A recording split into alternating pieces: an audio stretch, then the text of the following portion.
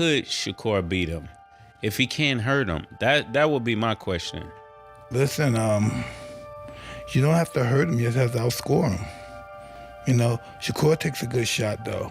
You know, he's a specialist. That's why some fights that he doesn't look good in, because he's so superior. And it's boring watching sometimes. But he's a specialist. He knows what he's doing. He's hard to beat. I think it's going to be a great fight. I think that I keep mentioning Mayweather versus Castillo. If you haven't seen that fight, watch that fight. Castillo beat Mayweather with the same style. You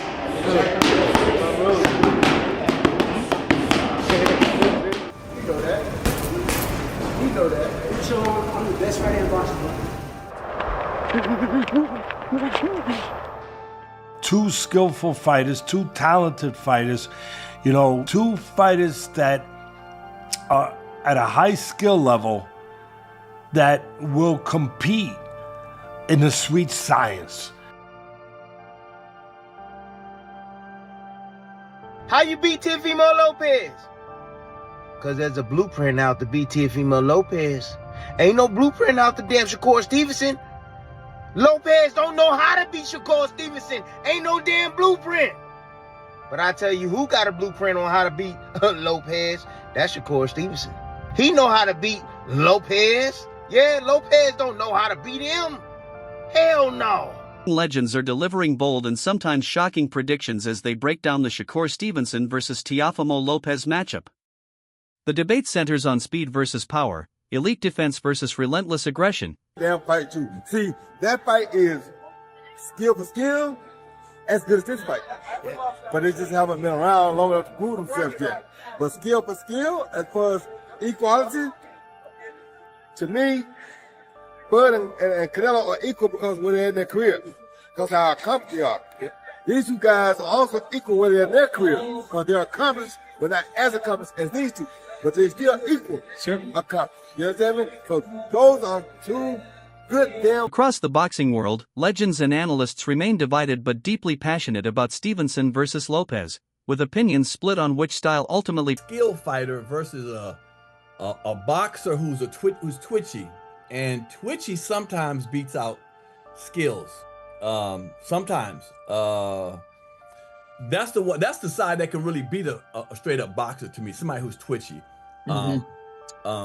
You know, because they don't fight, you know, as normally as most boxers fight. They get angles, body movements, bouncing around like a Lomachenko would done, even a Crawford does. You know what I'm saying? Moves different angles and so forth. That's why they can beat a lot of boxers. A lot of people are rolling with Shakur, and I understand because he's dope. But I don't know who's going to show up what day. What Shakur showing up, or what Teo's going to show up. You get what I'm saying? Nah, you know we gonna always Shakur gonna always be Shakur. The offense that we saw from him in his last fight was just he knew what he had in front of him. It does go back and forth. I'm gonna tell you why. Because Teo. What I do is I remove all the negative about what we know about Teo. I remove all of that and then I look at the fighter. That still is a good fighter. You know what I mean? Strong, fast, you know what I mean? Explosive, unpredictable. And he can hurt you. And every time he's had to step up, he really did step up. You know what I mean? But besides the Cambodia fight. But he stepped up. So I think Shakur. Yeah, my first mind tells me Shakur. And I thought about it, yeah. I'm picking Shakur by decision. But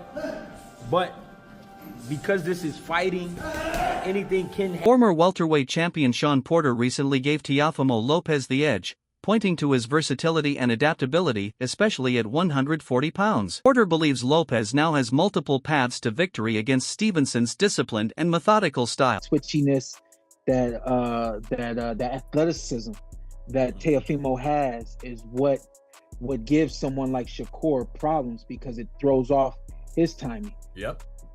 Shakur is flat out amazing. I've watched this kid. He can find anybody's time. Right. So if you give him the space with just feints and stuff like that, he gonna still pick it up and he's still gonna find it. I got a feeling this thing is not gonna be. Legendary fighter Tim Bradley strongly disagreed, declaring Shakur Stevenson far too technical and intelligent for Teofimo Lopez. Bradley stated that Shakur already has the blueprint to beat Teo, and questioned whether Lopez truly knows how to solve Stevenson inside the damn rest. Can somebody please tell me how you beat Shakur Stevenson? Please, somebody tell me, how the hell do you beat some damn Shakur Stevenson? I'll wait. How you beat Shakur Stevenson? Can somebody please, on the contrary, please tell me how the hell do you beat Teofimo Lopez? How you beat Teofimo Lopez? Because there's a blueprint out to beat Teofimo Lopez. Ain't no blueprint out to beat no damn Shakur Stevenson. Lopez don't know how to beat Shakur Stevenson. Ain't no damn blueprint. But I tell you who got a blueprint on how to beat Lopez. That's Shakur Stevenson. He know how to beat Lopez. Yeah, Lopez don't know how to beat him. Teddy Atlas praised Shakur's performance against William Zepeda, highlighting how Stevenson blended controlled aggression with his trademark elusiveness. Atlas noted that Shakur fought effectively both on the inside and the outside, controlled distance, and countered with precision throughout the fight against Zepeda, being elusive while being aggressive. Walking them down, fighting on the inside, boxing well, still being able to counter, still being able to control space, but also be able to go into tight quarters and not be afraid to show that he's good on the inside too, that he can make you miss and make you pay outside and inside. Shakur showed that. That was great. And people applaud him. I applaud him. We were sitting there ringside. I was sitting there actually with your sister, ringside, watching that fight. And it was a terrific performance. Shakur showing that dimension, showing that attitude, showing that competitiveness, showing that dog like people like to show or like to talk about. And they wanted. Aoya emphasized that this matchup features two elite athletes with contrasting strengths, making it one of the most compelling fights to analyze. He predicts a high-level chess match where discipline ultimately overcomes explosiveness. While Teofimo brings speed, power, and unpredictability, Aoya believes those advantages only. The fact that, depending on who dominates their portion of the fight, that's how that fight will go. I don't think it's going to end in a knockout. I think it's going to go 12 rounds for sure. But it depends on how the first 6 rounds goes, you know what I mean? Because I don't think that Shakur is going to come out and try to fight or take the fight to Teo in the first 6 rounds at all. So if he's fighting off the back foot, if Teo can make it so that he's convincingly, or he's convinced at least Shakur that he may have won 4 of the first 6 rounds. If it's 4-2 in Shakur's mind going into the second half of the fight, or if I'm looking at him stealing those first 6 rounds, then it's an interesting fight going into the tail end, because Teo, to me, is a front runner, right? I want to see if he can carry his energy and his explosiveness late in the fight and not wear down. And then when Shakur starts to open up, can you steal some of those championship rounds from him and make it like a... Aoya sees Shakur frustrating Teofimo by forcing him to miss and then punishing those mistakes with clean counters and sharp combinations. Lopez may find success early if he starts fast, but Aoya believes Shakur's consistency and superior ring IQ will comes out and does what he usually does, which is try to swarm Shakur early and keep Shakur on the defensive early, then he can try to steal a lot of those early rounds. And if he does that, then Shakur has to fight in the tail end of that fight. Now to make it real interesting. If I'm looking at the first 3 rounds, first 4 rounds, and Teo looks like he's losing those rounds convincingly, then it's an easy night for Shakur, unanimous decision in my opinion. You know what I mean? Because I don't think Teo is going to bring anything late in the game, you know what I mean, to this fight. I think if he is who he's always been, he's going to get gassed after like the 7th round and then take some rounds off. And when he does that, Shakur will open up and start to try to pick him apart, pot shot him, and do things like that. But this is the perfect fight narrative. Greg Hackett acknowledges Teofimo Lopez as a legitimate threat due to his natural athletic gifts and fighting instincts. Fast, powerful, explosive, and unpredictable, Lopez can change a fight in an instant with a single exchange.